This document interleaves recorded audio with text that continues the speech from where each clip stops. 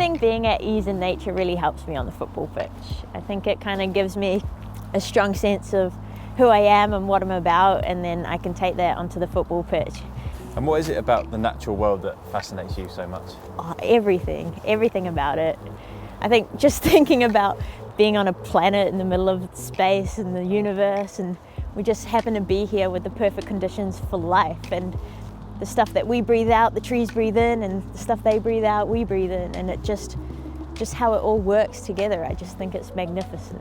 When you were growing up, what was provision like for young girls wanting to get into football? Sport is a big culture in New Zealand. It's something that we all kind of encouraged to do, but you know, majority of our teammates were probably boys.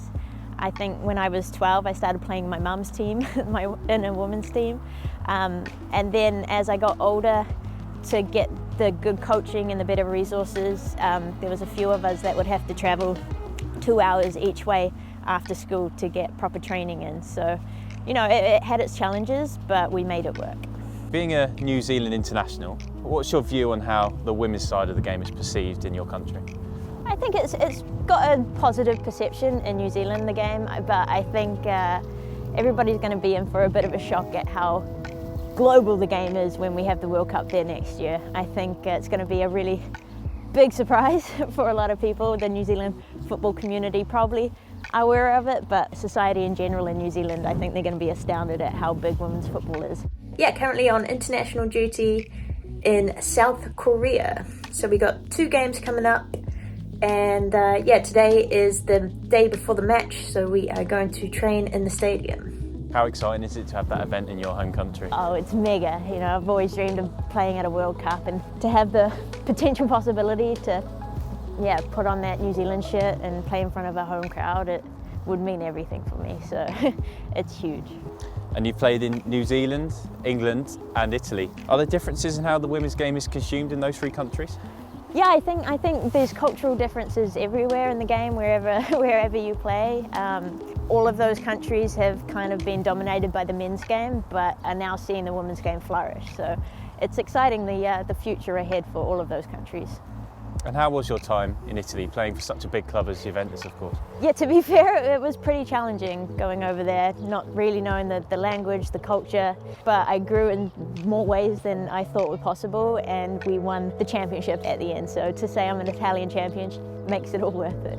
And obviously the Serie A league in Italy is becoming fully professional from the 2022-23 season. How positive a move is that for the women's game? Yeah, that's amazing news to have that whole league professional. I think it's going to make a huge difference, not just for the clubs and the people watching it, but especially for the players. I think when I was there, you could see a big gulf between the top clubs and the ones that hadn't had the resources and support put into it. But just having that financial backing allows the players to hopefully reach their potential sooner. And how were your experiences with Bristol City and then Lewis after that? Yeah, Bristol was a good place to kind of find my feet here after coming from Juventus in Italy. Lewis, I really found a feeling of home there. I think the community surrounding the club and the people that I met there just really supported me and made me feel like I was at home. And how are you finding living in Southampton? Are you getting to enjoy the local areas? I am living an hour away, but I think when I do have time to come down earlier to training, definitely try and scope out the nature around here. There's some beautiful spots. And talk to us about your work with the halo effect at Southampton. Does that sort of bring together everything you love? Yeah, so it's a combination of being able to talk about football, to talk about the environment, and hopefully inspire the future generation in looking after the environment that we have and using football as a way to inspire and encourage people to make positive changes and hopefully have a big impact on the community and the world. Through the Premier Inspires program, where schools are competing to have a Premier League eco-friendly kind of topic, and there's a school here that have won our region of it, and they're going to compete against like the Brighton and the West Ham and that, so that'll be exciting. And just to finish off with a look to the future, just how exciting is the future for you personally and for the women's team here at Southampton? Well, the growth of football in general in England has been huge just in my time here, and I think it's only getting bigger.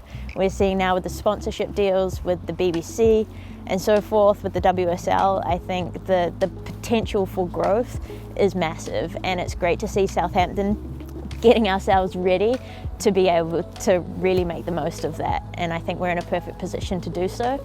And yeah, I just hope that I can play a big part in that.